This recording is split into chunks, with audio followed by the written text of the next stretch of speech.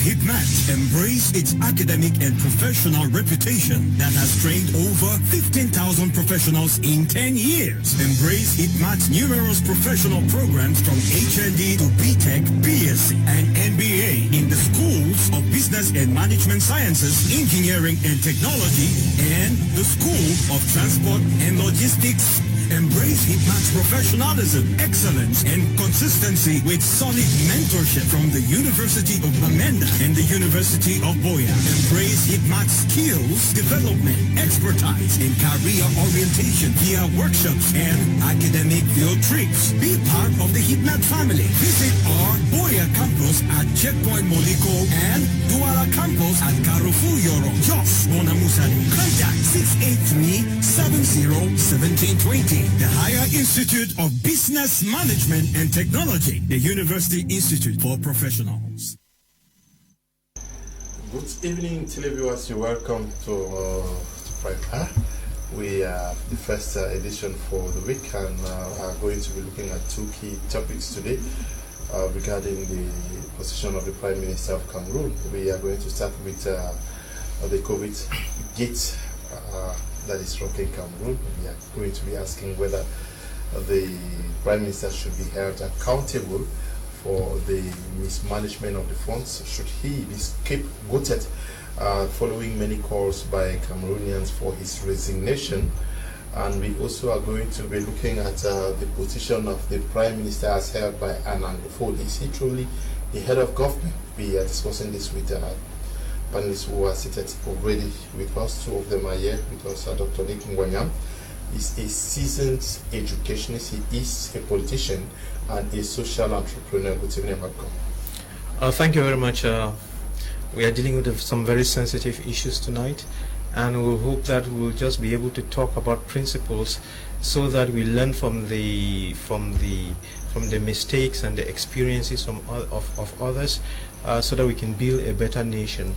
The questions about the Prime Minister, they are yes or no answers, and we'll be looking at that and trying to see what is working for him and what's not working for him. Faevis Tayon is here with us. We're glad to have you. Thanks very much, Leonard. It's my pleasure coming here today and speaking things to equally Dr. Nick, who is present with us here today. Well, if we look at it, I think we'll be sending greetings first to the people of Bunoku Village as usual. We cannot always leave that out. Dr. Fomoki Waters, my Royal Majesty, and also other Royal Majesties from Kukum Village in Batibo, Wunenberg, our fond of Wunenberg, and the one of Berry Village, and not forgetting our fond of Baba One. We also have this.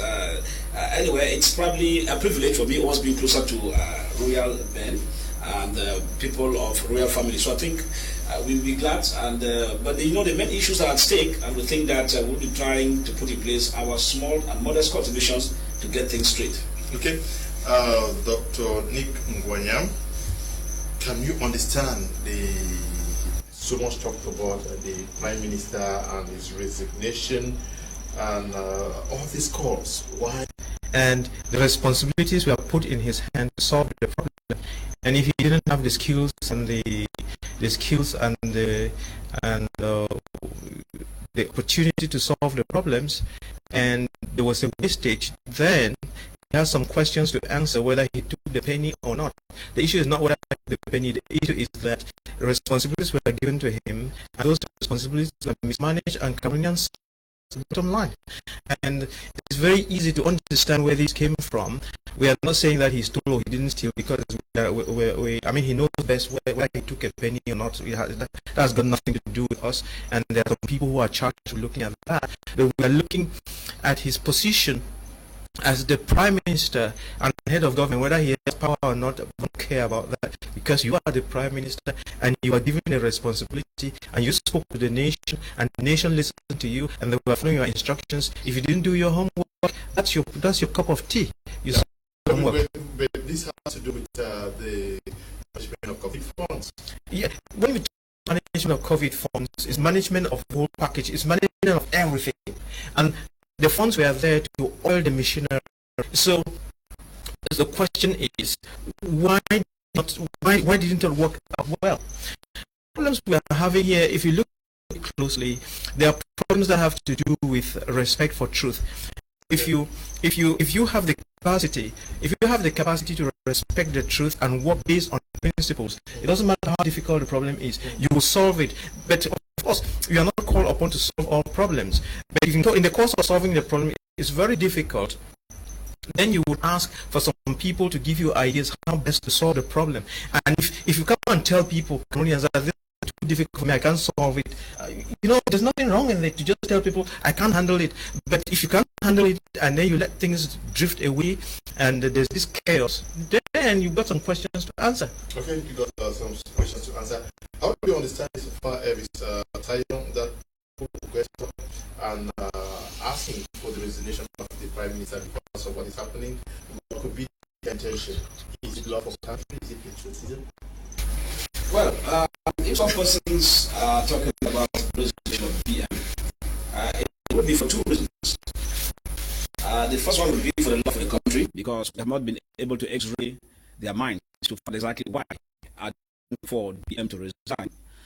That's, on the other hand, it could equally be for an aspect of what we call political reasons, where probably they want to take advantage of so that he should step down, and probably for them to see some other person to come on board. When you are a leader, you have people for you and people who are against you.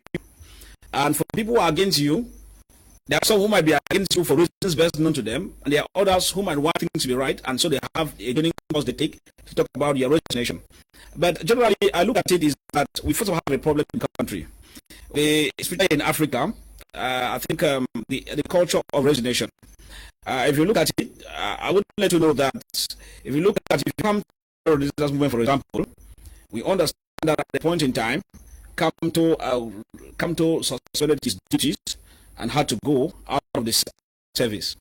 Now, we equally had another official, Aji, who equally resigned. The only two cases of resignation I have seen in the country. It tells you now that it's okay, we will not want to continue taking it. Now, we're supposed to have that discussion because if we have to talk about the Prime Minister and COVID gate, have been very close to the scenario, and I saw that many things were wrong as far as the COVID.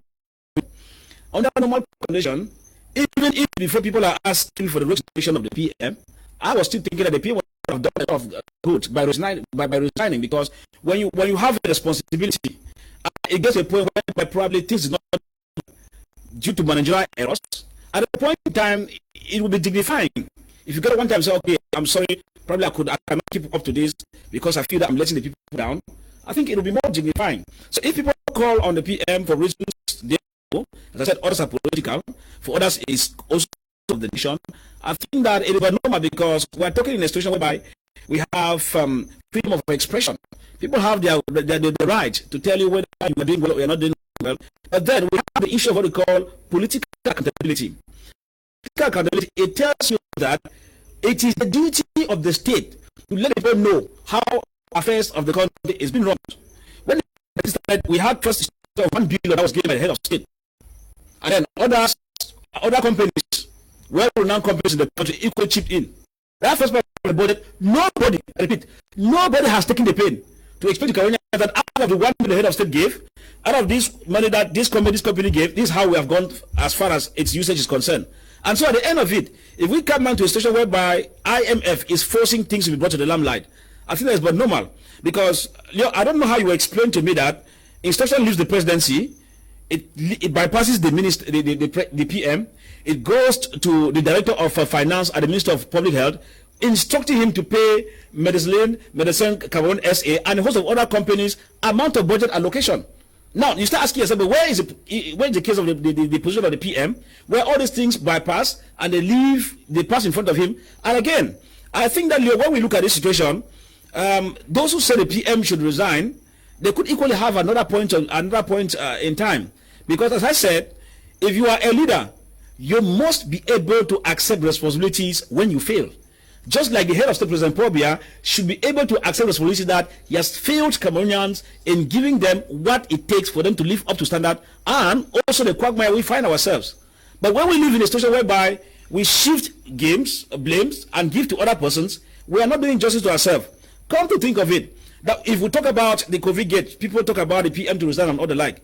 The question now is, if you are a prime minister, you are in charge of the government. Now, if things go wrong around you and you don't signal, if we are before the law court, they charge you as being accomplice to the whole issue. Because if Leo is the director of Media Prime, and you have staffs who are doing things contrary, and you don't put them to order, or you don't signal, because I'm sure it's written, I've called this person to order, so that when it's getting hot, you just remove your document and brandish. These are the steps I took. But now, if we look at the PM, I did not see him addressing the situation of probably some companies coming in and taking, or asking, why is it that this test kit that's supposed to cost 7,054 francs is now instead costing 17,500? These are the questions he was supposed to have asked along.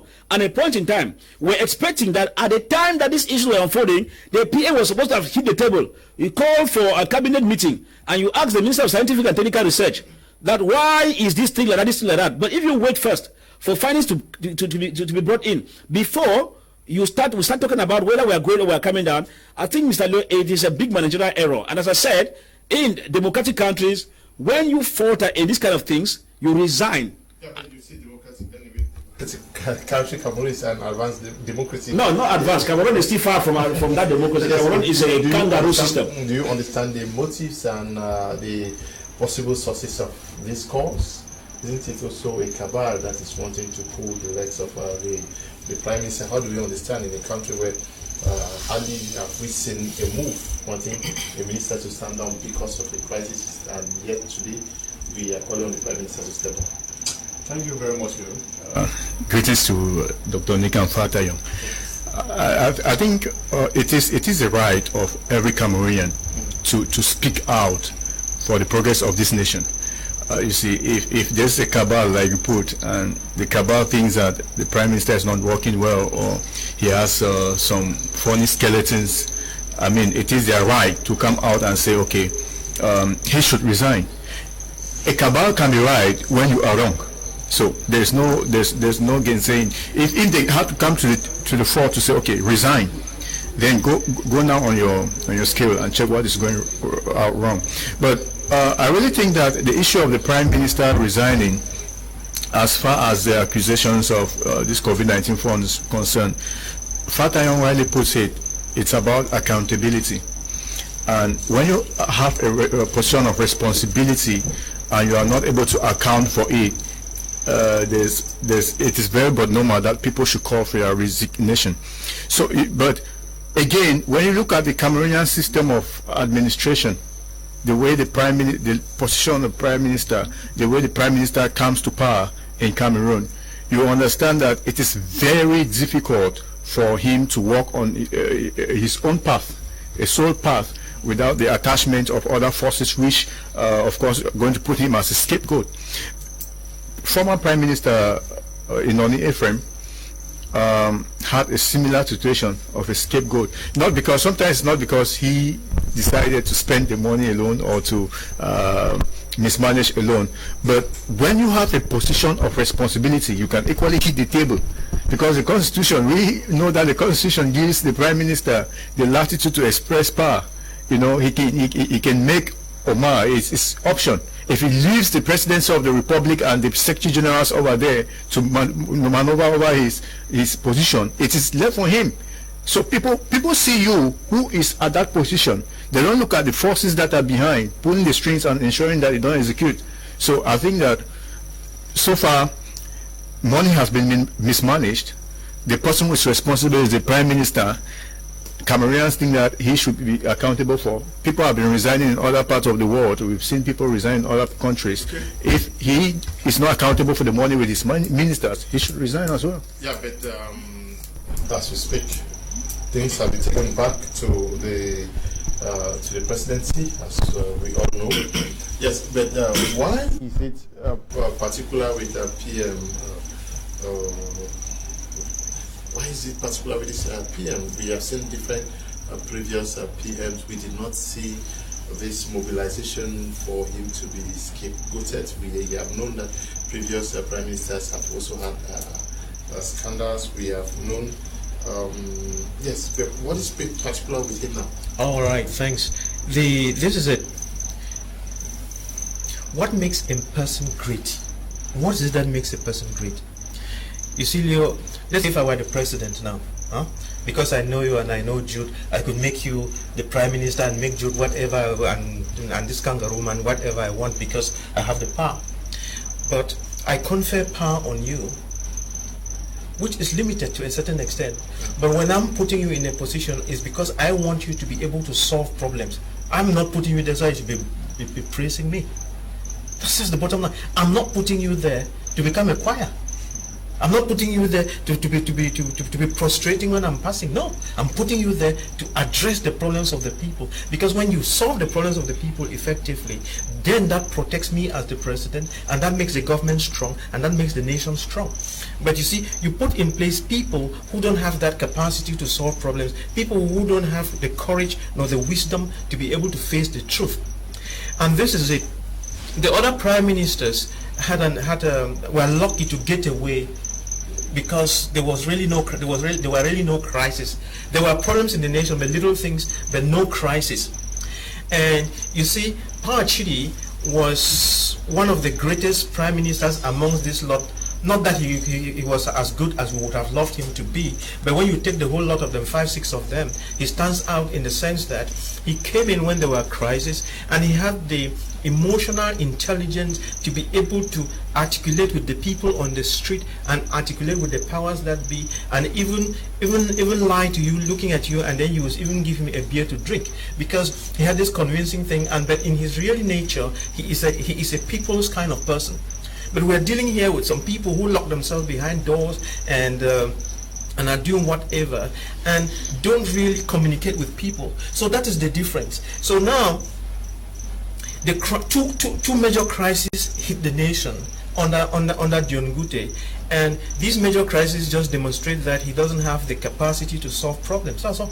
So you solve problem. We are talking about a COVID. Wait, I'm managing COVID. Yes. Would you managing that thing? Would you summarize the PM's stay in power with COVID-19 when you know that the presidency also has a very strong hand? Oh, wait a minute. I'm trying to paint a picture here so that you understand. Okay. First of all, as a person, he comes. You know, when he was made the minister, he was I would say he was a junior minister taken from the bottom of the list and then brought, and then they put him in on top of Hawks. So he had to ascertain himself. He had to be assertive. And the only thing that can allow you to be assertive under those conditions is your character. Is your character and your capacity to stand by truth and be able to say, I will not continue, or I will not do it, or something like that if something was not right. Now, the other thing was, he had to have the capacity to be able to address problems as they are. If you lack these things, it doesn't matter how handsome you look, you're not going anywhere. So it would look like he didn't have these two qualities. But he had his first acid test. His first acid test was to solve the Anglophone problem. And he had this opportunity to do it with the putting in place of the major national dialogue. And if he had handled that major national dialogue very well and actually addressed the Anglophone problem as it was supposed to be, he would have come out of it stronger. But we all know that the major national dialogue turned out to be a fake arrangement, and that already puts him in a position of weakness. And because, why is it fake? It is only the truth that gives something strength and credibility. If it doesn't have that content of truth, you can whitewash it as much as you want. It still remains wishy-washy, and it doesn't do much. And when people get to realize that you're unable to stand on truth and that you're unable to really go for something that is big, they will take you for granted. And therefore, that's why you see the ministers taking for granted, everybody taking for granted. Then the COVID-19 comes, and then there's probably something in there for everybody, and nobody's afraid of him, nobody cares about him, and they do exactly what they want. So it's a failure of character. Okay, failure of character. Is there also, can we also say that there is also proof of so much fighting happening out there in Yaoundé, people wanting to use opportunities to blackmail others, to present themselves to the big man as the as the people working for this nation? If we talk about fighting, it's normal in any government or any administrative structure that you always have infighting. It's the nature of man that we must admit that sometimes you have that pulled you down syndrome, where somebody will be asking, but why is this man up like this? Can I not work out a way to bring this man down? It's natural with man. If you look at the sociological components of man and where man comes from, the backgrounds are different. Now, the main issue here is that if you have a clean hand, you wash your hands like Pontius Pilate, even when those wahalas are coming, it will not weigh down on you. Because if people make statements because they take advantage of your lukewarm nature of things, or the errors you have committed in terms of your management or the execution of your duties, the question we'll be asking is, even if the people want to pull you down, but what they are saying, is it true? Those are the things we should be asking ourselves. All right, if you say FAR has stolen, probably because you have a problem with FAR, but the bottom line is, did FAR steal? If FAR stole, then it means he has stolen. It will not be an aspect that somebody wants to weigh you down, because the question is, why did you steal? So, if we look at this scenario, you see, we have been saying this, and Yaoundé has been taking things for granted. If you look at it, look at the Cameroon Renaissance Movement members. We have more than 200 of them who have been detained. Now, what happens? Now, they tell you that they don't have presumption of innocence. But when it comes to government officials, now, Minister of Communication Cameroun gives you a communique that no, we should not comment on it because they are working on presumption of innocence. You could imagine the application of two different laws, two different approaches in Cameroon where they say a crime has been committed. So I tell the Yaoundé regime and the cabal in question, if somebody goes out to march on a Pacific march and he is remanded in custody, and another person steals money that is intended to save lives, intended to save lives, who amongst these two is Lucifer of the first order? I begin to tell the people in Yaoundé and those who sing song for them that it is just a matter of time because the clock is ticking. Now, when we have managerial errors, as it is, as I said, if you are a prime minister, you could make it a little bit different from your own state, which means you maintain your dignity, which means you better call a shot and let things happen the way they want to happen. I think Dr. cited Achidiachu. I think Achidiachu was that kind of person who was not too bad in terms of managerial. It is true the context under which they operated differs, but you could see there was somebody who took time to explain to people what is transparent. But seemingly, you people are doing, you people are summarizing the stay of the Prime Minister with COVID-19. We understand the difficulties with which COVID monies, funds were given to Cameroon. We understand the difficult environment under which the Prime Minister has been working. Are we saying that is it because of COVID-19? Monies that are stolen by different ministers, when we know that instructions were coming from the head of state, from the presidency, for monies to be dished out, and today we are wanting to nail the Prime Minister. Are we really fair? Mr. Leo, yes. the bottom line is this. If you say the instruction was coming from the presidency, if you look at Medicine Cameroun SA, there is another time when the Prime Minister accorded markets to them in terms of the COVID issue. It's an official communique from the Prime Ministry. That is the first time people came to understand that Medicine Cameroun SA function is when there's a time that they protected themselves, and there was a Prime Ministerial order that was giving them part of that contract to supply.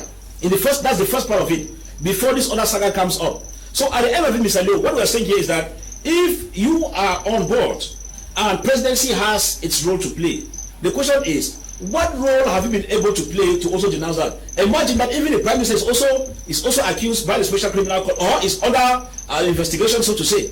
So it tells you that if he himself is equally, even just called for questioning, it means that all is not well in the land.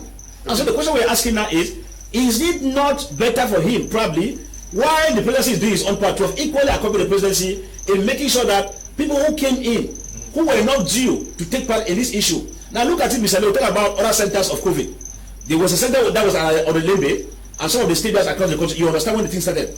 Now, during this period, Prime Minister was in charge. It was not the presidency. During this period. Now, presidency only came in during the second phase of the 180 billion.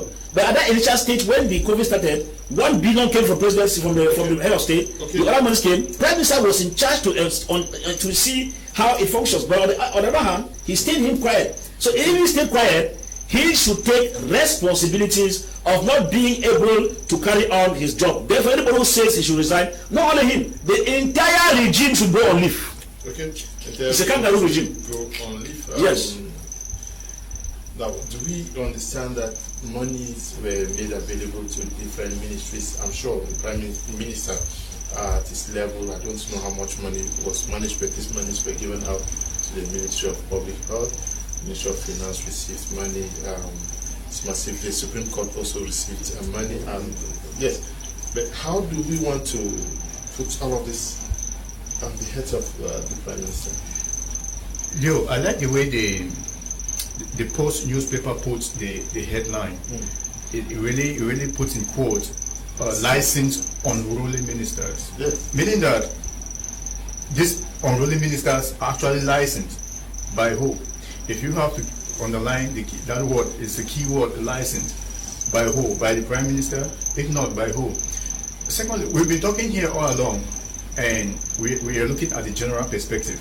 But if you've been in Cameroon all along, like all of us here, you understand how the country runs. You know, the Prime Minister was appointed by the head of state, and in a very normal, sane setup, in a Republican setup, like Professor Anglophone would say, in a Republican setup, in a presidential setup, a Prime Minister like John Gote is supposed to have been the one to appoint these guys who he may have distributed the COVID funds to. Meaning that you have had the powers now to check them. You understand?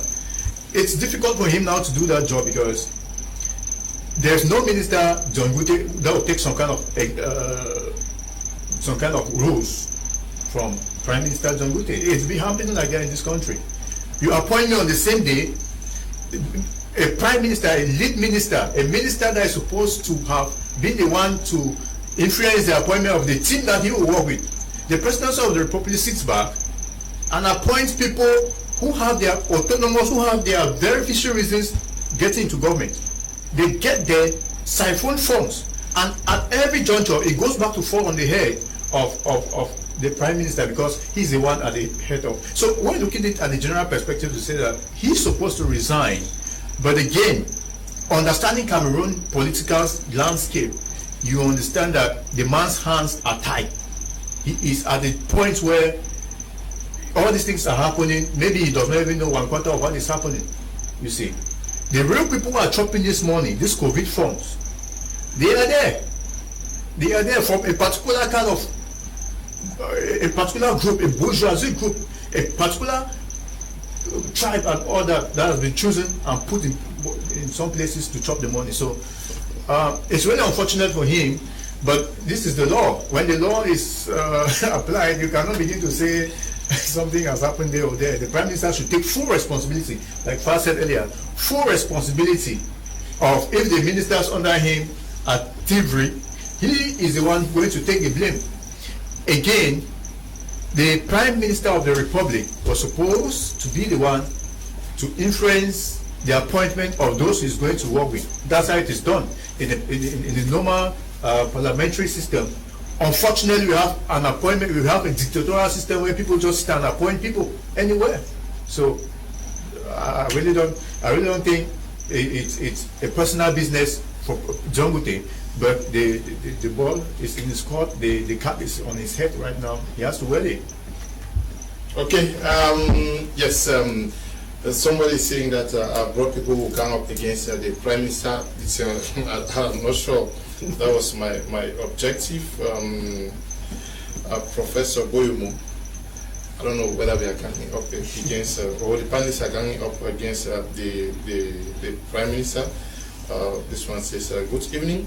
I'm a language Frida from Yaoundé. Please leave the Prime Minister alone. Was he the sole organizer of the national dialogue? His hands were short, so please don't shift blames on him. Hope you understand. Okay, thank you very much. This one says, are you sure that your panelists can speak for the Southwesterner?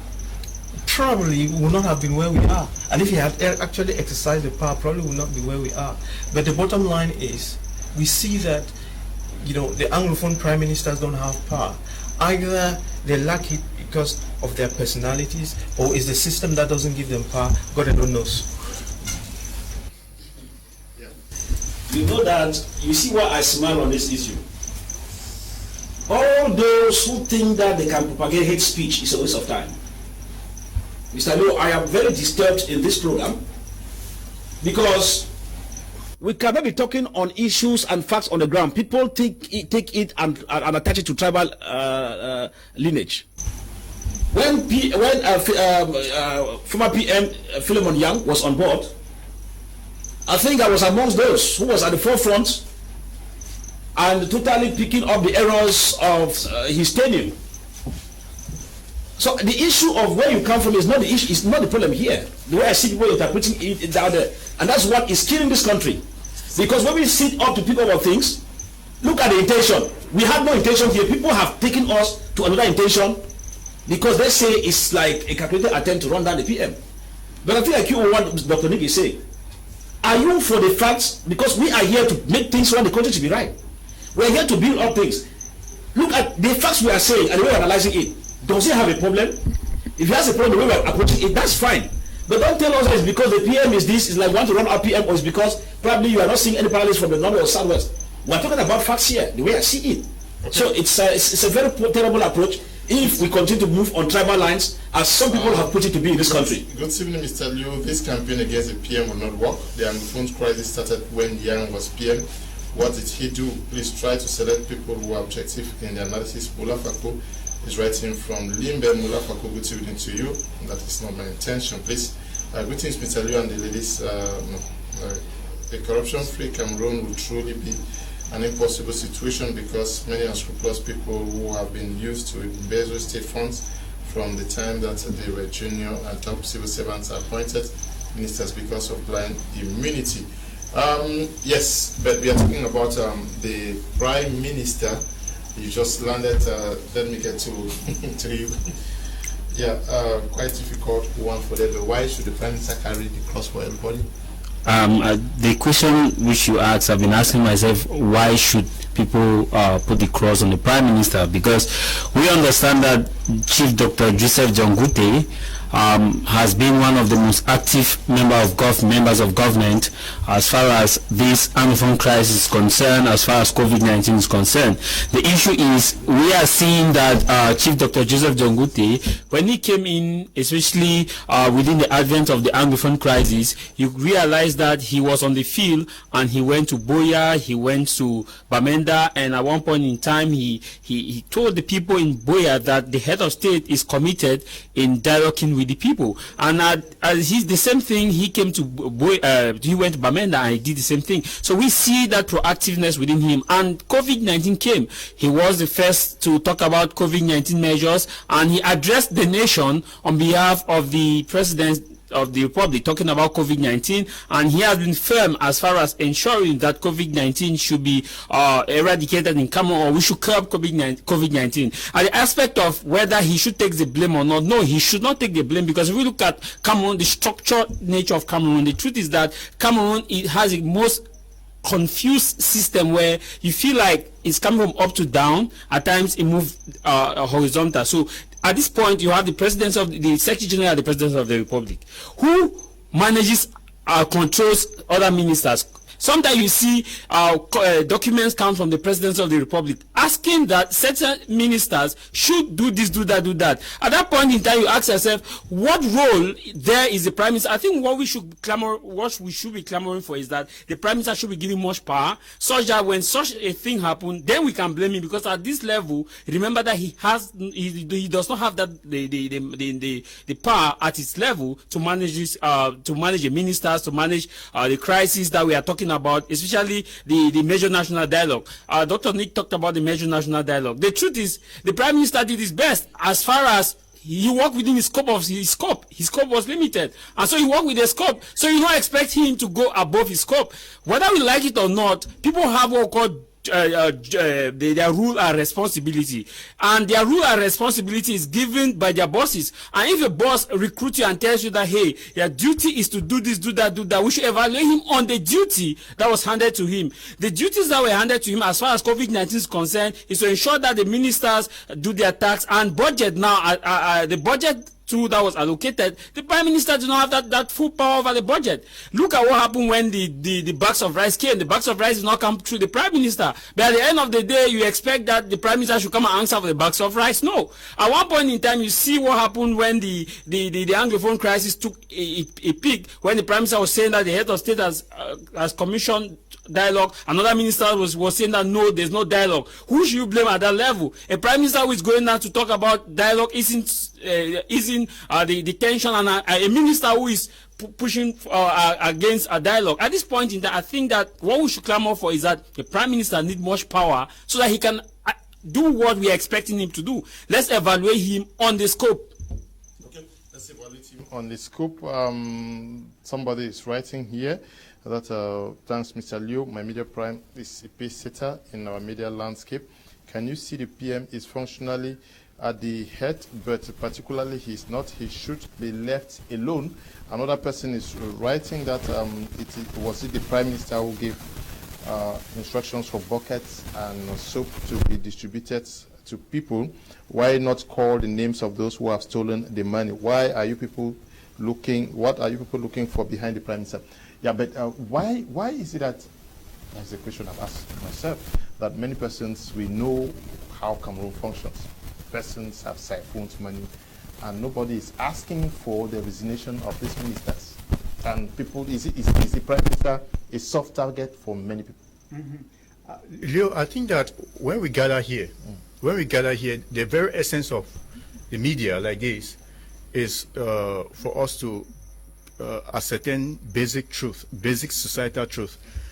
We're not doing this because I've been a media professional for over close to a decade, and what I do as a professional journalist is present facts to public to judge.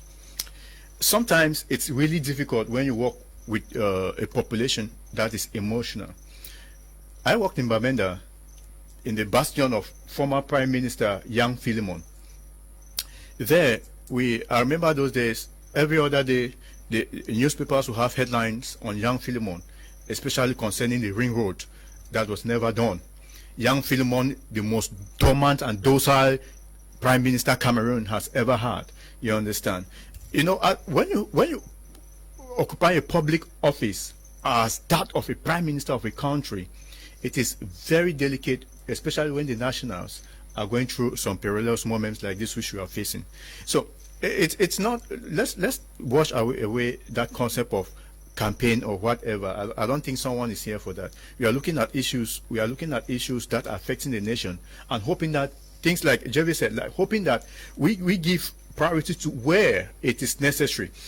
As I said this earlier to you, that for those who do not understand the Cameroonian political landscape, they'll think that the Prime Minister is a whole trouble, but he has to bear it because he is the head of that government. What else do you do? If you are the leader, the only thing you can do is accept responsibility, no matter how bad. But those unruly government ministers who embezzle this money, who are in Kondengi, it is not John Gute who sends them to Kondengi. So who is appointing these people? Who is giving them that power? Because I understand that in the normal setup, in the prime ministerial setup, we're supposed to have a prime minister appointed, then he in turn, where people in some places they elect prime ministers in parliament. That is to give him some power that he can control. Because what we're lacking in Cameroon is pure true governance system, which deals mostly with accountability. We are talking about an accountability issue here. Is a prime minister having that power which he can control the junior ministers? That is that's the crux of the issue. You understand? So he is only bearing, he is the scapegoat, like I said earlier. He is the scapegoat of the entire system. All the successive prime ministers have been through the same system. But we are clamoring that there could be a change. There could be a better way for our prime ministers to function. Give him the power to appoint his people, so that when he is resigning, he resigns alongside his whole crew. If today you are saying that John Gute should resign, and maybe Minister Manauda is there, and Manauda is indicted in the same brigade.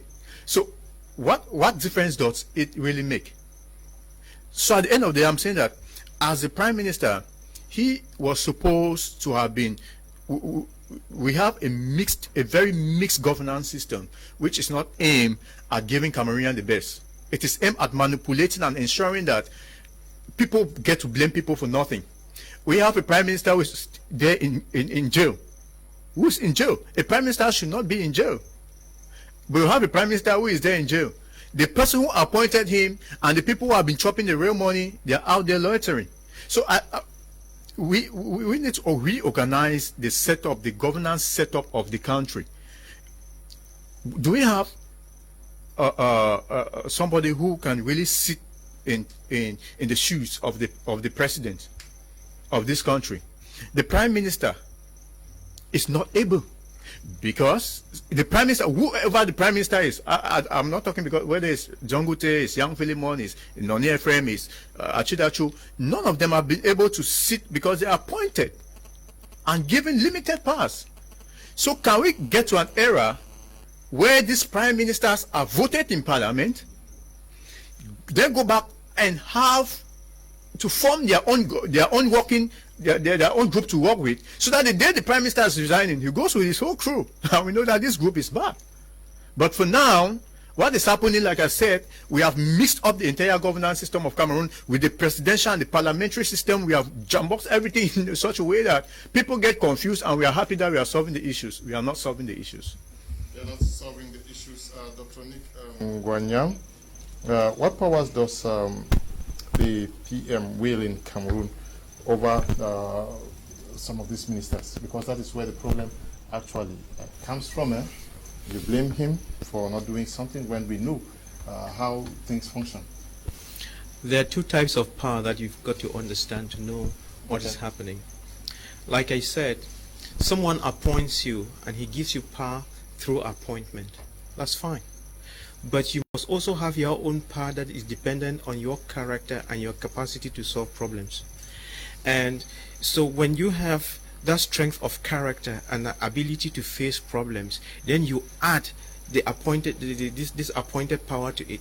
Then you become strong, and you can vibrate at your own frequency, and you go into the battlefield fighting problems, and you couldn't care whether you'll be dismissed or not. You don't seek to last there forever. You go there with the intention of genuinely solving problems, and you cannot genuinely solve problems if you don't face the truth in love. But if you don't have that strength of character, and if you don't have the capacity to solve problems, and you are only depending on what was given you as an appointment, that can be very challenging, especially in the face of problems and in the face of challenges coming from junior ministers. So that's where the problem lies. And probably I should remind people again what His Eminence Christian Cardinal Tumi taught us about success in anything that you do in life. Number one, that you must like work. Number two, that you must like work that is well done. To like work that is well done means there's that accountability. Number three, you must have intellectual honesty. Number four, you must have self-discipline, and you must pray. Prayer here means that you must depend on God. If you don't depend on God, you're going to fail sooner than later, and you must respect the environment. And life is about the other person. It's just unfortunate if we keep on being so emotional and not really working on principles, we'll not get too far in this nation. Actually, you actually did not elaborate on the powers that he has. But Far Evis Tayon, is it also because of the fact that the Prime Minister is an Anglophone, where we have ministers who are from the region of the President of the Republic, this Anglophone divide, that maybe his powers are maybe undermined by some ministers? Well, I will talk on that, and to remind the public that I am a member of the Cameroon Renaissance movement. I'm an opposition. So if you like, you take a minister from my village and put here, you don't expect me to see his negative aspects and clap for you. It doesn't work like that, because I see how they want to influence the way the program moves, for reasons that they wanted A or B to be there. It does not move like that. I am an opposition figure in this country, and once, what is the meaning of opposition? You hit hard on where the government is not making it well. That's my duty. So it's not because I put on this cap and you start thinking that it's on tribal lineage. I'm very vexed with that aspect. I should be honest to tell you that. This tells you that we are not yet matured in terms of appreciating programs that go on air like that. I was thinking that at the end of this, as you're asking the question, people should be able to look at the facts that we're touching and not on a person, because I don't think we came here on persons. Put even Minister Tata Jipo there. If he's doing wrong, I will tell him it's wrong. You put, I was among those who criticized Mr. Paul Tassom and the reconstruction issue. I attended the meeting in Buya, came back and took on air against him. So how do you look at it? So, at the long run, Mr. Liu, let's come back to the issue here at stake. Now, if you look at the issue with the Prime Minister, probably the quagmires left and right, we all understand. People should not hide it.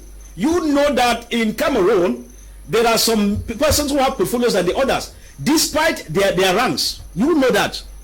When former PM Musonge was on board, there was a time that an Eric and a NAM concours was going on. Now, I don't want to call the names detailedly for reasons best known to them, but we understand that there was a time when the students went there late. They're just a few minutes past 7 o'clock when they were supposed to be at 7. And information got to him, he gave instructions. What was the response of that director in that school? Say, Mwaki Command is and the issue ended like that. We understand that when the Prime Minister, Peter Mofani Musonge, took up, the first few months, he was very active, visiting ministries in a surprise mode. I mean, surprising ministers to find out if they are there. And we understand that during that time, even till now, there are some directors and some directors who tell you that they work directly with the presidency. What grammar are people telling me here? That when we're talking about issues here, people want to maneuver.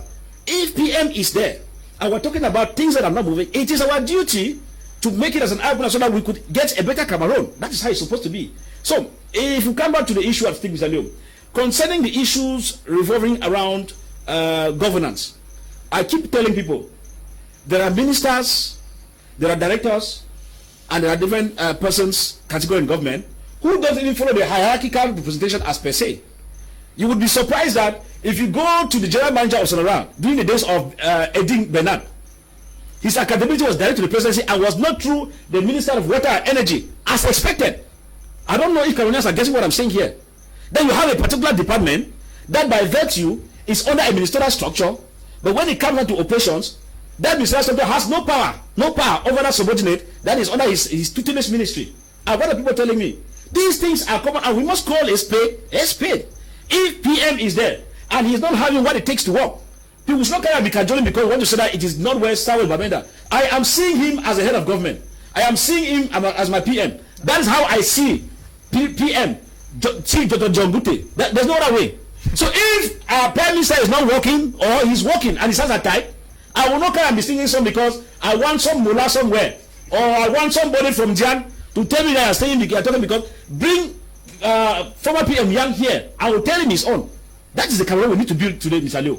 I am saying this because I will vibrate on this frequency till the program goes to an end. For all those who think that they can put in place tribalistic tendencies when we're analyzing issues that are causing this country down, you cannot imagine. Good evening to you, Mr. Leo and co. An Anglophone PM in Cameroon is just a figurehead and not the head of government. The PM is not to be held responsible for any mismanagement of COVID funds, but the presidency. Oben is writing from Boya.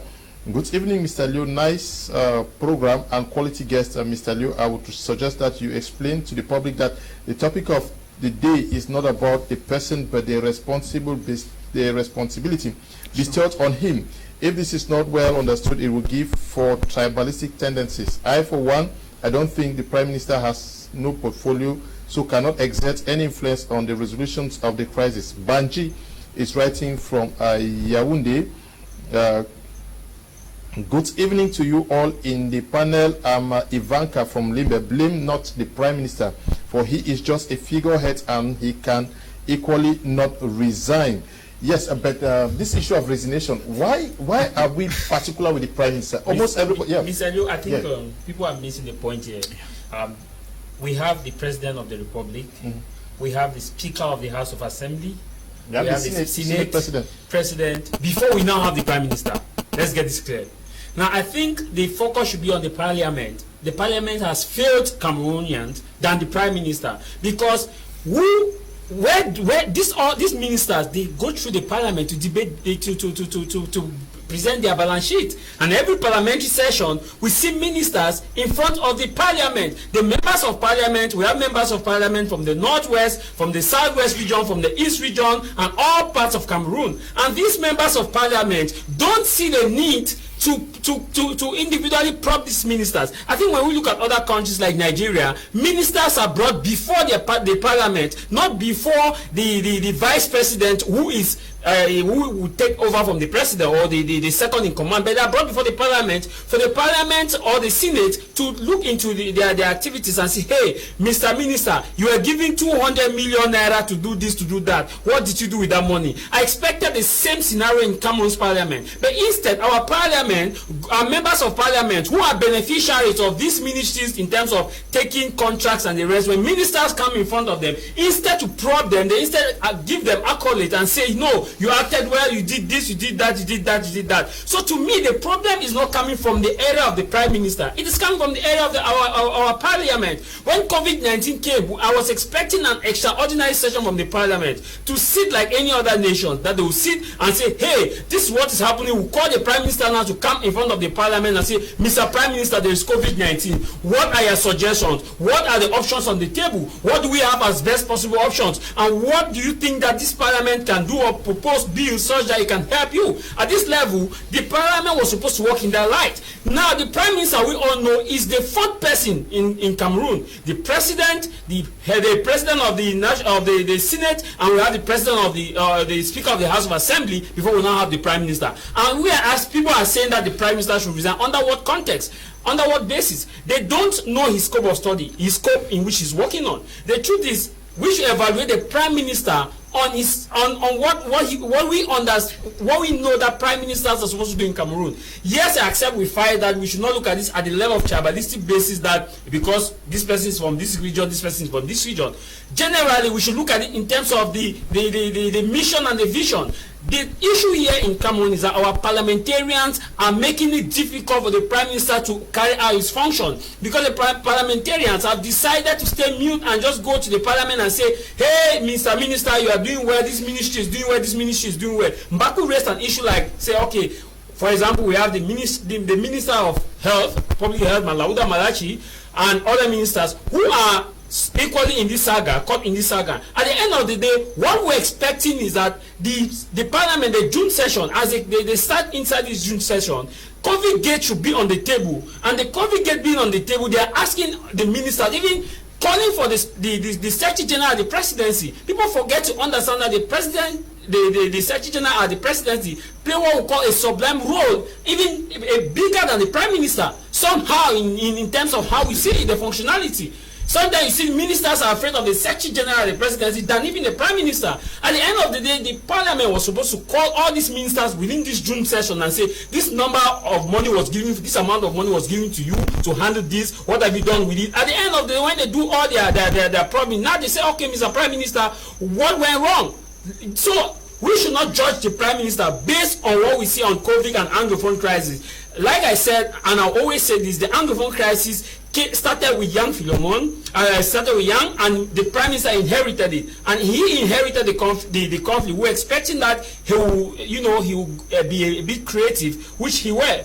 Look at when he organized the major national dialogue, there was a follow-up on the major national dialogue. But however, it is not effective as many as we will say it to be. We expect that the House of Assembly now should come in, not just the prime minister. Good evening, Mo. Mo writing from Yaoundé. I refuse the fact that people refer to the PM as just a figurehead. I think he is doing a great job. He is just unfortunately surrounded by corrupt minds. Resignation won't solve the issue. Okay. Good evening, Mr. Liu, and all those on set. Your panel is doing a great job in analyzing the position of the PM. All those writing against the panel are part of the problem in Cameroon. They think they are more patriotic because they are hardened. Clappers, you guys are speaking truth to power. Elvis is writing from Leicester. Now, good evening to the panel. I see you are digressing from the topic. Stay on the topic. If not, then you are sentimental. Who sanctions ministers in cases of unruly behavior? Mr. Liu, the PM hasn't been given the full mandate to work according to his office. What is the position of the presidency in COVID money? Okay. Afar Valentine says, good evening, Mr. Liu. All the panelists are the best. Congratulations. Keep on the good work. Keep on. Dr. Nick is Galantine writing from Kumba. Thank you, Valley.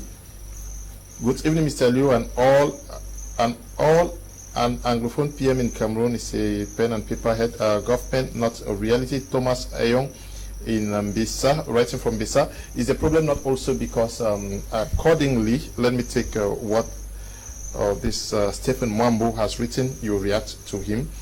Stephen Mwambo writing from Boya says, as per the question, the PM is not head of government. I explain. The Constitution stipulates that the head of state appoints the PM, and on the proposal of the PM, the president appoints the other ministers. Now, if the PM is appointed on same day with his ministers, do you think he proposed those names to the head of state? The PM should be appointed and given, say, a week to compose the names of ministers and sent to the president. Secondly, we know ministers like Bilu Buba Maigari, who have remained ministers as compensation for peace with regards to the April 4th. How can the PM earn respect from such ministers? However, I stand by the fact that the PM should, Mambo thinks he should resign anytime his authority is undermined by any minister. Yeah. I think I urgently to understand something.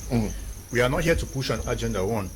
Secondly, we are not talking out of emotions. We are looking at basic critical issues. So when people take their decision and say, okay, he is not head of government, I don't know whether it's their own, whether they are just feeling that they should talk, or that is actually what the law stipulates. The law says this man is this. He is the prime minister and the head of government. Now, when you say he does not have the power to execute something, are you just saying out of emotions and you want to be sober on him, or you actually interpreting what the constitution of this country says? I really think that the prime minister has, we always say each time we find ourselves in public platforms like this, that Cameroon has laws. People say they are good laws. I don't know how good they are. Laws that are crafted. You get to Article A, it is well designed, and Article B is manipulative, switching every other idea of Article A. And this is where we find ourselves. We have the Prime Minister who has been given the prerogative as a head of a government that he did not create. You are head of a government that you did not appoint somebody there. That's why I started by saying that a Prime Minister in a typical sense exists mostly. A Prime Minister, a head minister, a lead minister is the one that operates within the confines of other ministers. He is elected to appoint his cabinet and appoint his junior and do consultations maybe with the President of the Republic and appoint the junior minister, so that when there is a bullet coming, he is the one to shoot that bullet and say, okay, you, this Minister of Health, this is the Minister of Culture, or whatever, you have this issue. Okay, I'll absorb the issue. But when we are mixing up a monarchical system where people rule for donkey years, people stay at the helm of power and appoint their people to various positions, they don't follow the organigram of the state. That is the problem. Because in a system like this, we have a prime minister who was supposed to come to office. We are talking about accountability. We have a constitution to follow in this country. Well, let me bring to you a simple aspect of the constitution. Article 66 of this country, which has to do, if we're focusing on Article 66, we will not have the COVID gate, right? Article 66 says what? Declare your property before you get into office. If you have a prime minister that was elected and he has to follow the legal structure that is put forth by the constitution of this country, to say, okay, I am the prime minister, we have to follow the constitution. Let us have the asset of the president of the republic declared. Let us have my own assets declared. Let us have every minister under me, your assets declared. That is already a check mechanism to bar corruption, embezzlement, and all that. But he has been given a mandate, he has been given terms of reference, which he cannot even reach up to. So who do you blame? It's a double-sided effect.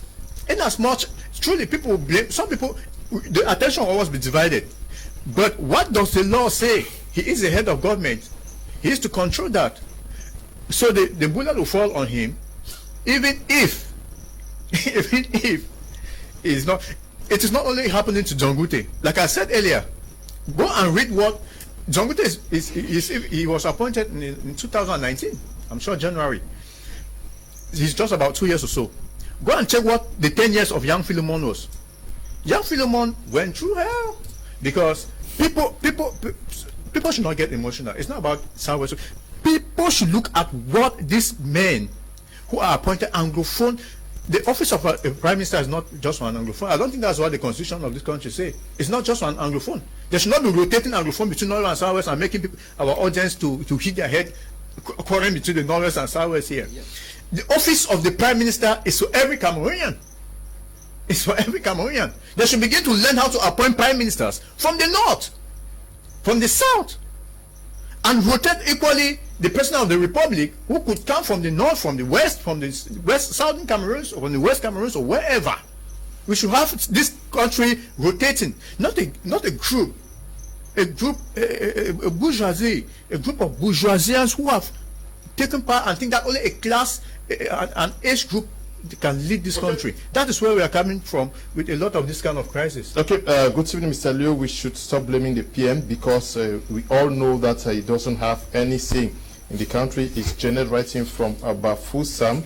Good evening, Mr. Leo. Please, which parliament is he talking about? Is it the CPDM or which? Please, let him forget about the parliament of Cameroon. He should stop comparing between Nigeria parliament and Cameroon. There are two different things. Ben 2 is writing from Limbed. Good evening, it's Valerie from Bamenda. I think the PM is just there because I see that they are ministers who will not respect his power. Okay. Hello, Mr. Leo. I'm Sir Clinton from the United States of America. The Prime Minister should take part of the blame because he is the head of government. If anyone says he shouldn't be held responsible, can he or she provide facts to show that he has limited powers? If he had limited powers, he would have resigned and go on air to tell the public his hands are tied. Okay, yeah. Mr. Leo, the panel is diverting the topic. The topic is an Anglophone PM in Cameroon really head of government, and not is Dion Guti really the head of government. Thanks. Binui is writing from Moi. Good evening, Mr. Liu, and all the great panelists. Wish to enjoy the program, but no electricity in Kumba. Okay, good evening to you too. Hello, I'm Delphine from Belgium. For me, the PM is just a name because it's not carrying out its functions, but the Prime Minister is doing so much work. Yeah. Good evening to you all in the platform. See, my answer is no. The government is a kangaroo government. Simon is writing from Yaoundé. Good evening, Mr. Leo. You know, it's always said, show me your friends and I will tell you who you are. The Prime Minister, I am sure, knows the ills and the evils going on before he assumed that position. Since he joined them, he should be held responsible. Is resigning when your hands are tied a taboo? Why should you still occupy the position of Prime Minister when you know there are some ministers who won't respect you? Okay. We are soon going to be getting some reactions from Sama, all the way from Boya. We hope the technicians work on that. Good evening, Mr. Liu, and the panel. In paper he is, but in action is not. Indeed, I don't think the PM of Cameroon is head of government. How can the head of government that he did not constitute? Unlike the UK, the PM is elected and he constitutes a government and takes responsibility for the government. Chiri is writing from Boya. Good evening. Good program, Leo, but for detractors who want to distract your guest with tribalistic lines, I, however, trust the sound judgment of someone like Far Elvis, who gives it just the way he sees it. In Cameroon, we believe in divide and rule, just as what is happening now. As for the PM, I see him as the first minister to be called up, and the rest of the ministers follow without his consent. So it's no different. Okay? Walters is writing from Yaoundé, but is that where the problem lies? That is there is need to appoint a prime minister, because seemingly the focus is not essentially on PMT. We're talking about an Anglophone prime minister. Is the issue also with appointing the prime minister and then giving him that latitude to form his government, so that he takes responsibility over those he appoints or he proposed to the president of the republic? I think it's not proper. It probably would be great, that you just call someone from the streets overnight. Okay, you're prime minister. Then in 2 days' time, he comes up with a full government. Why not give him, say, a month? No, I mean the truth about it. Even if you gave him a year, he has to work with the presidency and all the other people to pick the people. But he stands ahead and says, "This is my government." You understand what I mean? But we know that the presidency and everyone else has been in cooking that soup, so that the man actually has power, and so that the people who are appointed actually respect him. But you will see that, like I was saying on some forum, it comes back to basic education and so on. You see that when Prime Minister Yang when he was Prime Minister, Minister Atanganji did not have any respect for him. Madame Tutumuna did not have any respect for him, and some others, they didn't have any respect for him, because the problem started to boil, and Prime Minister Philemon Yang was at Ayaba trying to consult with people, and then Minister Atanganji gathered some other ministers, 5 of them. They sat at CRTV and told him off. So people should not blame when the ministers themselves, when they behave like what do you want the public to do? And then when our current prime minister started to solve the Anglophone problem, I mean, there was this euphoria. Then he says everything will be on table except for separation. Everything people understood that, okay, federation will be discussed.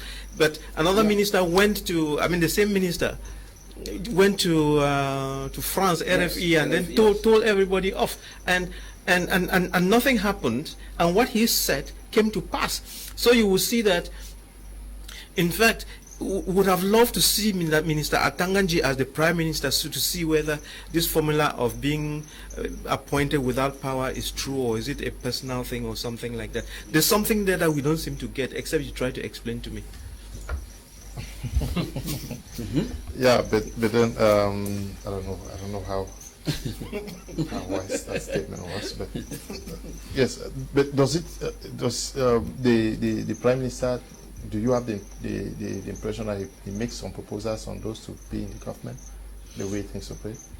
Yes, obviously, Mr. Leo, the prime minister makes proposals.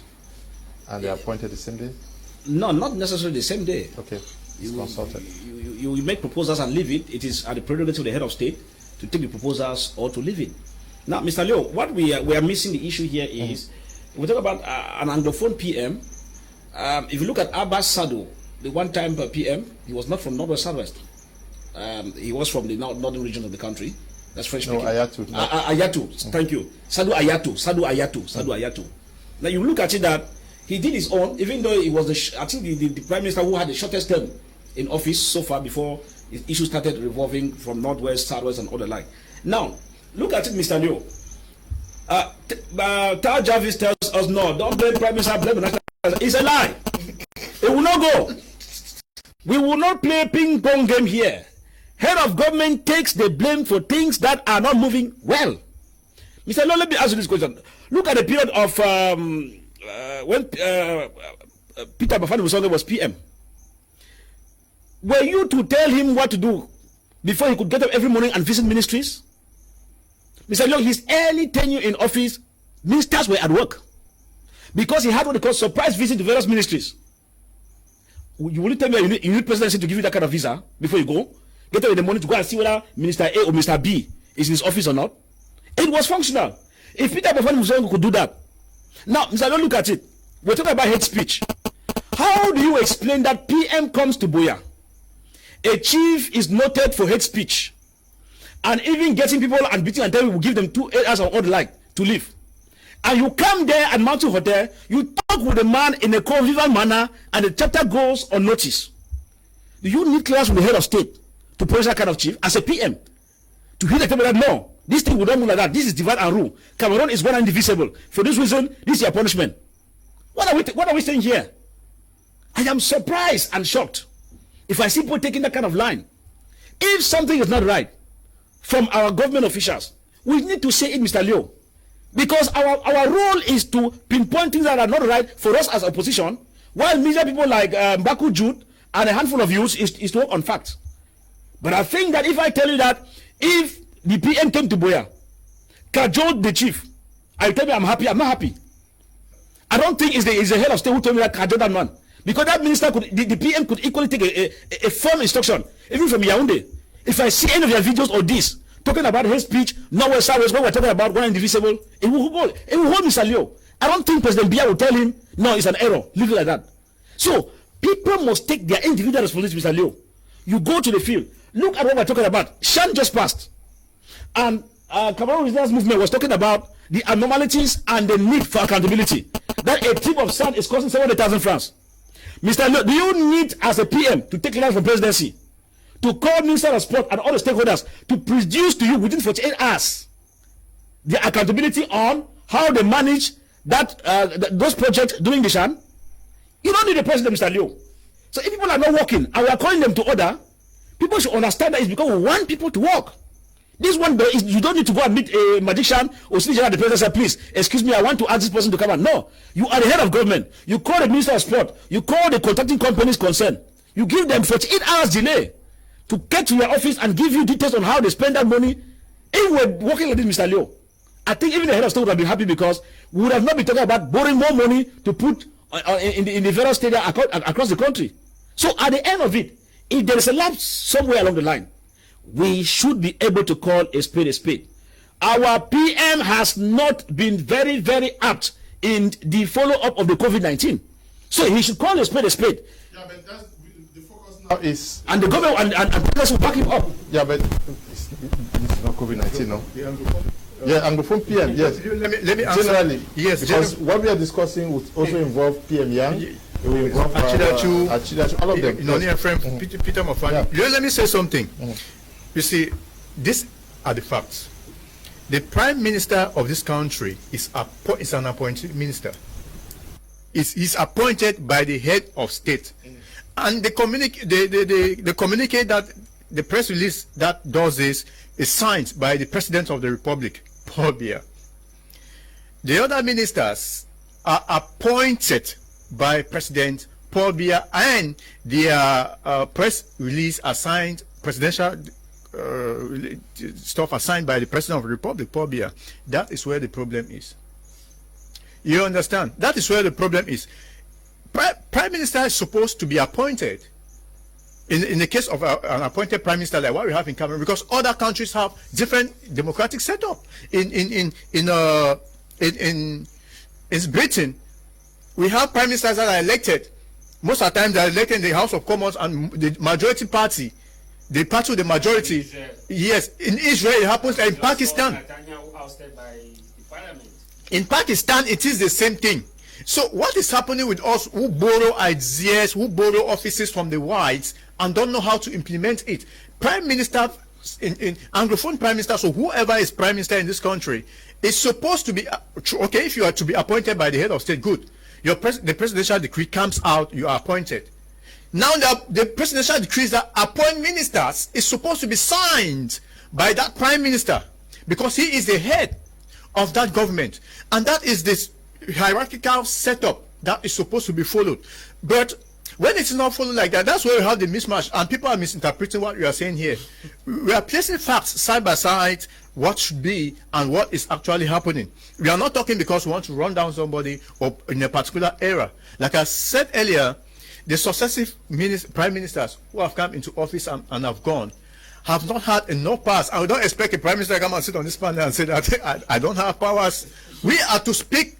You Cameroonians need to be. This is what is killing Cameroonians. We need to be flexible. We need to be dynamic in the mindset. We need to help this country grow, and helping this country grow is thinking best possible solutions to the crisis we face today. Okay. Good evening, Mr. Leo. The Prime Minister in Cameroon is they're okay to do public work. He has no power since he is unable to take decisions. Mr. Nta Rogers is writing from Boya. Good evening, Mr. Leo. What is the role of the Prime Minister? Did he exercise his role or not? If you are a team leader and your team fails, then you fail. The PM should sanction his team members. If not, then he should resign. Can the Prime Minister actually sanction the minister in Cameroon? The problem here is that I'm sure even those who are asking or bringing in tribal sentimental issues, they seem not to even understand the presidential system or the system of governance in Cameroon, because Cameroon is a rough melange of the French system, the Anglo-Saxon system, they borrowed on this existing system. Because if you look at it from this perspective, you see that we look at the senatorial level, we have appointed senators and elected senators in some part of the country, borrow from France and part from Britain, you melange. And the same thing applies to the issue of prime ministry in Cameroon. No prime minister and no minister has any legal responsibility, is not accountable to Cameroonians. What we see in Cameroon, the prime minister is not accountable to an ordinary Cameroonian. That's just the truth. The people the prime minister is accountable only to the head of state and his regime. In Cameroon, if we look at the reality, the truth is, who elected the prime minister? No, you did not elect the prime minister. I did not elect the prime minister. He's not accountable to me. And we cannot hold him accountable because we don't have that legality. But we have the legality to hold the members of the House of Assembly. We have the legality to hold our mayors. We have the legality to hold the head of state, because the head of state has our mandate. We gave him our mandate. So the essence is that we should push in Cameroon for a system which should give the prime minister the opportunity to be elected even within the same parliament that people say they still don't trust it. At least at that level, there's a certain level of power transferred to the prime minister, where the prime minister knows that his authority or her authority comes from the parliament. Look at what happened in Israel just yesterday. The prime minister Benjamin Netanyahu, who has been for 12 years, was ousted based on parliamentary vote where he could not succeed. He could not succeed to win over 60. He was ousted over a vote. He had 59, and we had Bennett, who had 60. So the issue there is that if the prime minister mandate or power is coming within an elective body, like let's say the parliament, as we see in UK, where the House of Commons sit and elect the prime minister, it gives that prime minister the power to say, hey, I can appoint this minister, I cannot appoint this minister, I can be responsible to this minister, I cannot be responsible. But the challenge that we have is that when the president appoints a prime minister, the president, as Baku said, sign a decree and appoint a minister. There is a cliche that goes within those who work within the ministries, that an appointed prime minister has nothing to do with an appointed SDO, because all of them are appointed at the level of presidential decree. What's the difference? So the challenge is like selling a rope and having the rope, pulling the rope. I expect the person who bought the goat to go, and you are pulling the rope. So what we expect is that we should clamor for powers to be given to the prime minister in Cameroon, because the prime minister in Cameroon don't have that powers. We say the prime minister is the head of government. Which head of which government? By text, there's no degree of application or text of application. Where is the text of application that says, okay, if you ask an ordinary Cameroonian, what are the duties and responsibilities of a prime minister? But go to the Cameroon constitution, and we could see that for the president. We could see how a president is elected. What are the responsibilities of the president? You ask that, sometimes we don't even know. You just see the prime minister run this, run that, run that. The prime ministry position in Cameroon has been limited to 4 key areas. 1, commissions. 2, visit. 3, consultative talk. And 4, just to save the purpose that Cameroon has a head of government. You cannot judge a prime minister based on Cameroon context. No prime minister can be judged based on Cameroon context in terms of effectiveness, because it will not go. If you want to judge a prime minister, the challenge that we are facing is that we are looking at other countries and comparing our prime minister position with other countries, but we fail to understand that they don't have that equal synergy, the equal powers. They don't have it. In UK, the House of Commons elect the prime minister. The prime minister appoints or have a right to sack the minister. Yeah, but no. Why is the prime minister, even if we were to go back to COVID, why is the prime minister even judged when we know that auditions are still going on? Why are some people so interested in what the prime minister has done when investigations are going on? That is only for him and not for others. Well, that's a tricky one again. We are going to these tricky, slippery grounds. Yeah, because almost everybody is involved in this, and we know that people even are before positioning themselves to transition, possible transition, and they are fighting him. It's possible. It's just so unfortunate. Like I said, a lot of things are falling on the head of the current prime minister. It's just unfortunate. That's all we can say. And the only thing that saves a man, forget about position. Even if you are a truck pusher in a park, a taximan, whatever, the only thing that saves you is truth. That's the only thing that saves you is truth. And if you can learn to make the truth work for you in the morning, in the afternoon, and evening, no matter what position you hold, that truth will always see you through. That's the bottom line. And if at any material moment you compromise that truth, then you're going to have a problem. Because if there was an issue, a national issue, that the prime minister dealt with at any point but did not go for truth, this time around, truth will, nature knows how to teach us some lessons so that we can begin to respect it. So now when fire and heat starts falling on our current prime minister, he will say, no, the truth is this. So when you begin to feel the heat, that's when you know how to respect truth. And if we are respecting truth in this country, there will be no Anglophone war, there will be no violence, there will be nothing. We have not respected truth in this country. And therefore, when you don't respect truth, it doesn't matter who you are, even if you are the president, nature is going to set up an experiment for you to discover truth. Okay. Good evening, Mr. Liu. The fact that the PM and ministers are appointed doesn't hinder him from taking his responsibility as head of government. If Atanga Njowu is just a minister, can impose himself and have respect, why can't the head of government? The charisma of each PM determines the respect he gets. Divine, writing from Yaoundé, good evening to you. Divine. Gobi, writing from Boya, says, Mr. Liu, I want any Cameroonian to tell me the criteria the head of state use to appoint his ministers, because we have seen persons move from one ministry to another where these people born ministers. Tell us. Okay, please. This one says, good evening to all of you there. A doctor and other panelists alike, critical analysis no matter what others are saying based on sentiments and emotions. And this is why this country is moving backward. An Anglophone PM theoretically is the head of government, but practically he is not based on the confused system in place, which is benefiting some few individuals. Kingsley is writing from Yaoundé. Good evening, Mr. Liu. The Prime Minister is just a name given to the person considered by the Constitution as head of government, but doesn't have the right to exercise his functions as the Prime Minister. Is Daniel Rees writing from Abomenda. Good evening. Good evening to you and your crew on board. Mr. Liu, the PM has no decision to the appointment of ministers, because when we look at the present ministers, some of them have been there for as long as God knows. Most of them are just shuffled from one ministerial post to another. So the PM is not actually the head of our government. He is the head of government. Alan is writing from Limbe. Janice from Douala says, good evening, Mr. Liu. We are ungrateful in Africa. The good works of our leaders are not talked about, but their mistakes and failures are made news. If we are placed in their positions, this country will be worse than what we have. Good evening to you, Janice. I think you're right, yeah.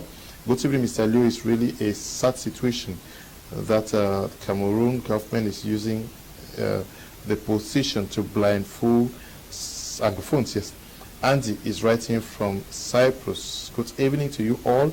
Mr. Liu, tell your panelists not to be distracted or moved by what the immature minds say. The present Prime Minister is not the only English Prime Minister that the English-speaking Cameroonians have been talking against. Former Prime Minister Philemon Yang was described as a dormant, fearful, and especially the people of the Northwest. Was he not from the Northwest? Your panelists should air their minds to the fullest. Emelda is writing from Yaoundé. Good evening, Mr. Liu, watching from Bamenda. Okay, you say there's no electricity. Good evening, Mr. Liu. I am a fervent fan of your program. Please always give enough time to the kangaroo man to express himself because he has a lot to offer. I'm Anu Fedin. I'm writing from Bonaberi. The kangaroo man, you have been expressing yourself. Okay. Finzi writing from, I'm sure, Limbe says, ask the kangaroo man to tell me about COVID money of the MRC. I'm sure we are going to organize a debate. We are going to organize a debate on that. That's a different one. That Mr. Liu, your panelists are mixing up systems of government. Let them focus on the role of the PM in a semi-presidential system of Cameroon. The constitution stipulates the role of the government, but the president doesn't respect that law. So the role of undermining of the PM's role starts with the president. You think so? Stephen Mwambo thinks that Mr. Liu, your panelists are mixing up systems of government. Let them focus on the role of the PM in a semi-presidential system of Cameroon. The constitution stipulates the role of the government, but the president doesn't respect that law. So the role or undermining of the PM's role starts with the president. The main issue is that, Mr. Liu, when it comes to comparative analysis, there's no way you can pinpoint an aspect without carrying on with comparative studies. Because it is comparative studies that gives you a little way to understand better what we're talking about. And so I think Cameroon is not an island that we could talk about the system without taking cognizance of other systems where the prime minister's position is supposed to function the way it's supposed to be. But at the long run of it, I think that the aspect of saying probably the head of state not respecting the position of the prime minister and other like, I think it's not really where we are because everything works in line with the constitution. Now, if you have a bad constitution, it gives you bad results. Now, if it gives you bad results, my worry here is that, Mr. Leo, there are some minor things that, even if they say you don't have power as a principal, or probably as a vice principal in a school, but there are some things that you can take upon yourself like discipline. If you are a vice principal in a school, you cannot tell me that if teachers keep coming late, probably because the principal is too busy to attend to that, you will not attend to it because you feel that it is only the principal who must attend to those teachers and students who are coming late to school. No. What I'm saying here is that there are some steps that if you want to move above. Now, I got a panelist who responded some few minutes ago on your text, like he does not know why we keep taking on people only on when they are wrong. No. When the PM started move in the Northwest and Southwest, in this very panel, here, this very TV, Amita Prime, I think we were standing tall as appreciating because even when he went to Bamia on a ghost town day, the population that came out, no minister has been able to attend to that record. Other PMs have been able to case themselves on ghost towns only at the Yaba Hotel. This platform here spoke about that and appreciated that. When he went to Southwest, there was a mammoth crowd that came out. True. And we saw him closer to the people, even touching the people and greeting them, marking women, talking to them and listening to them. I think that if another error comes in, we will not stay and be appreciating because Napoleon is doing what Napoleon left undone. No, that's the error people are saying here. But in a nutshell, the position of the PM, Mr. Liu, whether it's Philemon Yang or whosoever, my point here is that in as much as it is clear that they have limited powers, but it does not stop them from calling a spade a spade. Mr. Liu, what will cause a PM to create history? By giving ultimatum. Those who are involved in Project A, D, Yaoundé, Douala, such of this and that, you have 2 weeks or 48 hours to produce me results of what you have done so far before you go for the next disbursement. What would it cost you? Okay. But if you stay aloof and things go wrong, and then you start saying that people start defending you because PM is not even defending what people are defending. So people have now become his advocate, and they are telling to give us the picture that no, he's not. No. In real case, Mr. Leo, look at let's come back to Douala, Mr. Leo. Go to Douala 3. Out of a recent, the GO of Douala 3 had banned the circulation of heavy duty trucks into Douala 3. SGO followed suit. You know what happened with that? The whole thing has died a natural death. Why? It has been violated and now the vehicles are applied. Why was that? Because those vehicles were causing accidents or presenting accidents during the day with the population unlike in Douala. Now if you are PM, a GO gives an instruction, is overruled by another hierarchy subordinate to you. Do you need to consult the presidency to call a spade and say, I am reinforcing that order for the sake of the lives of people in Douala 3? Okay.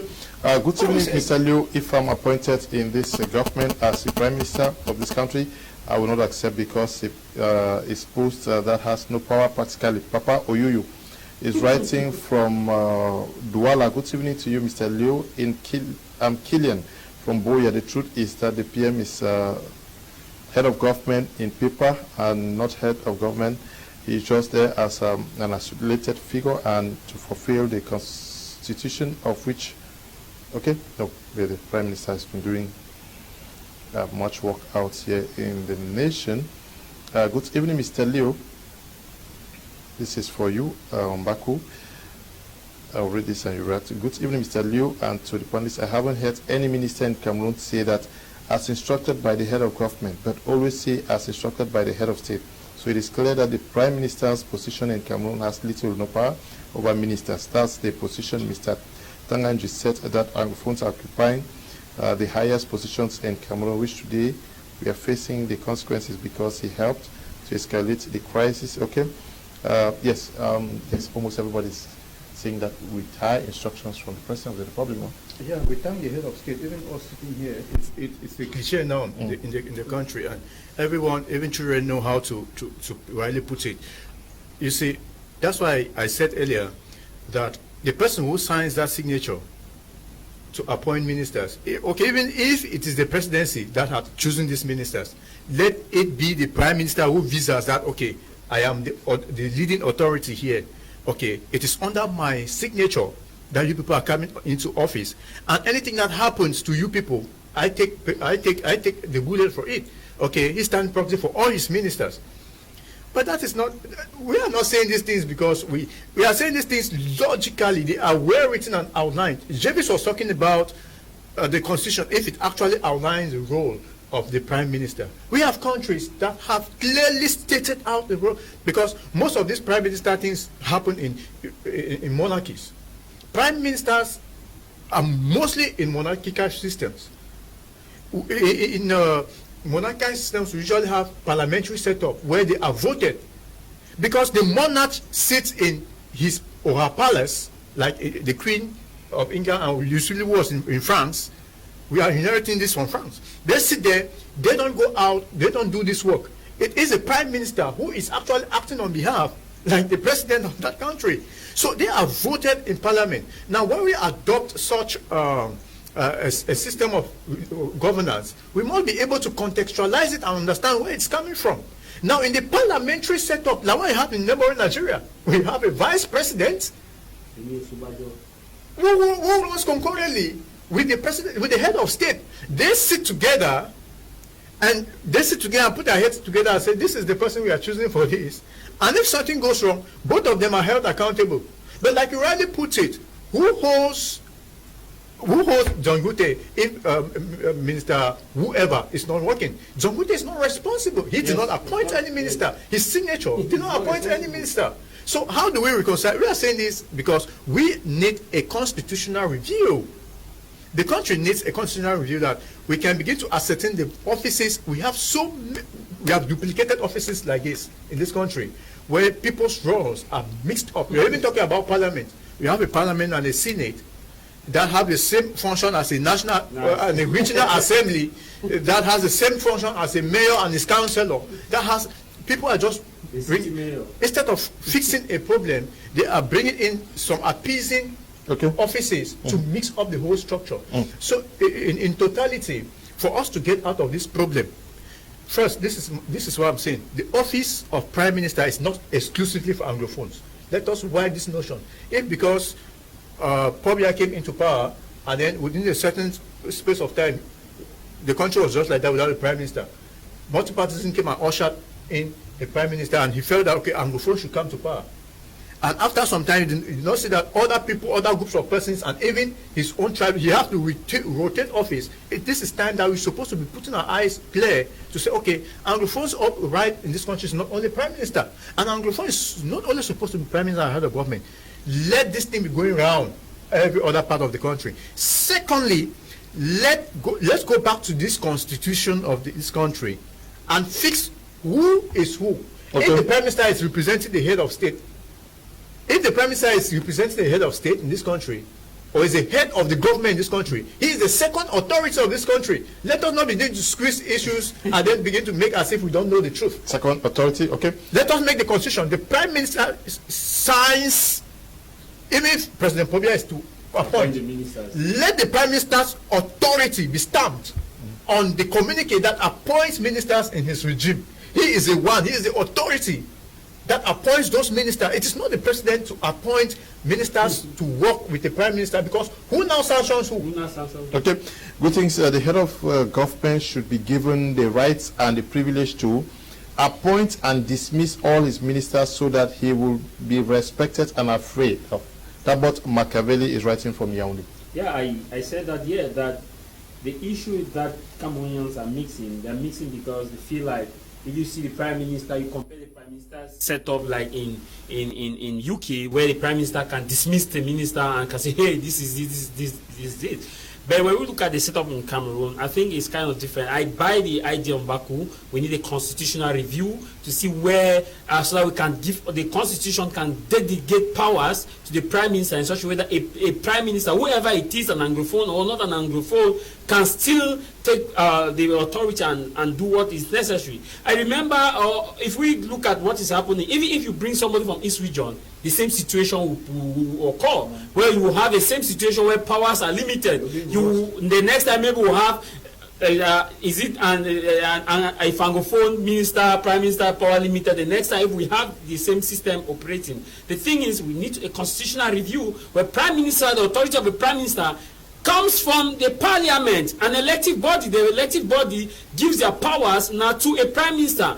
If we don't even want that, what if we say the president, a review where a president nominates a prime minister, and that prime minister passed through a senatorial committee, where the senatorial committee do a scrutiny of this prime minister, sit with this prime minister and question this prime minister and vote to accept this prime minister or not, as we have in other countries. By that, for the other ministers will see that, hey, this guy has powers, this guy can do this guy cannot do this. But in a system where you see that it is a semi-presidential system where everything is firm instruction. I'm happy that last time at least I heard Minister Paul Atangaji acknowledging the prime minister. He said, president of government. At least I was happy, because when we talk about the president of government, I was seeing the prime minister in that regard. So I was seeing the prime minister, because he was talking in the context of COVID, and the prime minister was the driving force of COVID, and the prime minister is in charge of COVID. So I was happy to see that he is respecting the prime minister and saying that, okay, it's coming now on these instructions from the prime minister, such that we can do this, do that. In review, in context, what we see in Cameroon is that from top, the president, the speaker of the assembly, the president of Senate, these are the people who are accountable to Cameroonians. People are afraid. You ask a question to Dr. Nida, why is it that people look at the prime minister? Is it that the prime minister is a soft target? The simple reason is that, Mr. Leo, there is a kind of people are envisioning, are looking at transition in future. So, and when you are looking at transition in future, you see that the prime minister could be a better choice of. So why not?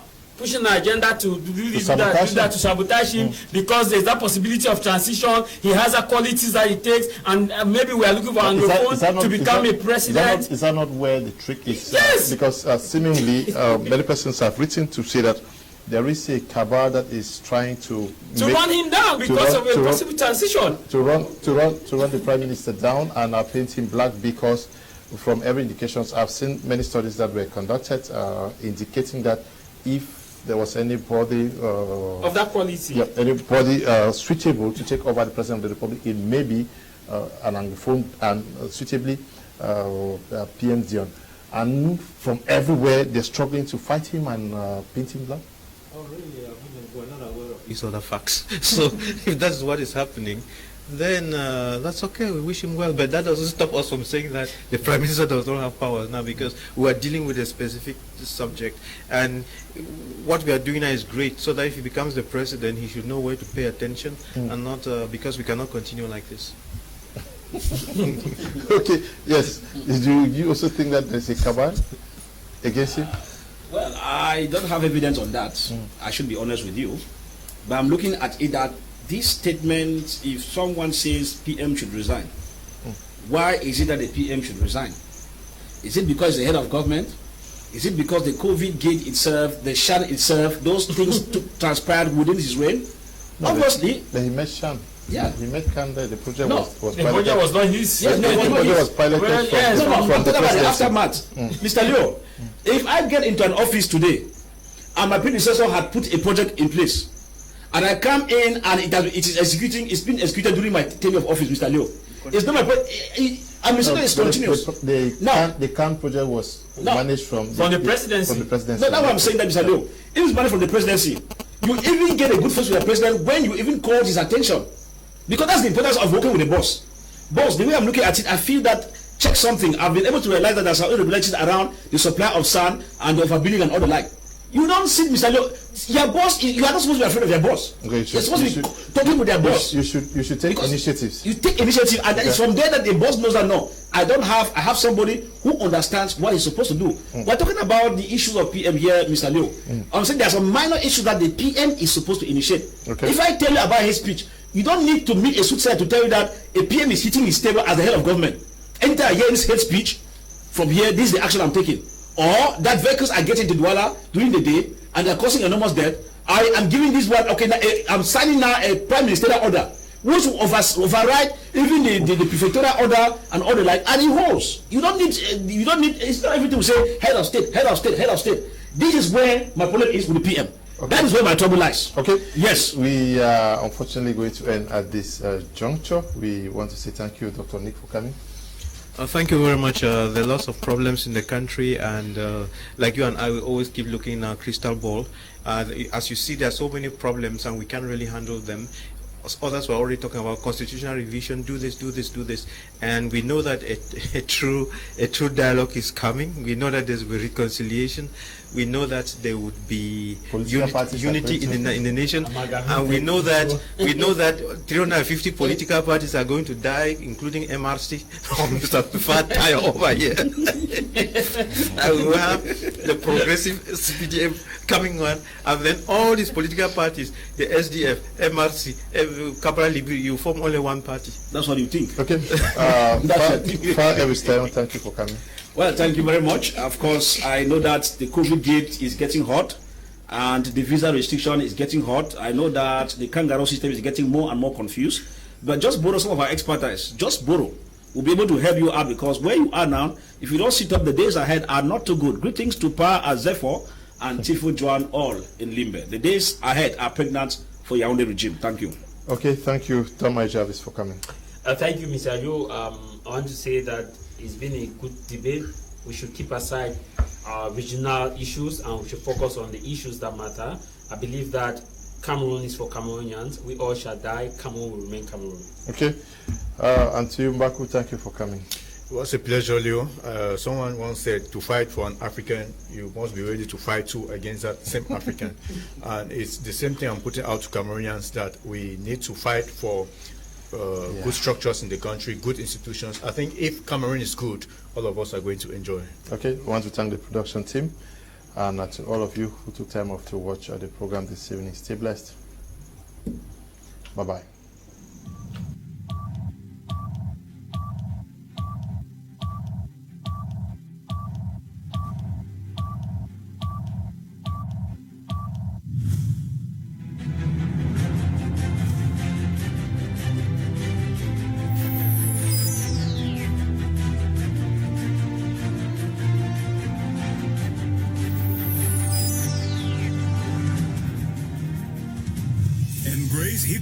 Embrace its academic and professional reputation that has trained over 15,000 professionals in 10 years. Embrace HITMAT's numerous professional programs from HND to BTech, BSc, and MBA in the schools of Business and Management Sciences, Engineering and Technology, and the School of Transport and Logistics.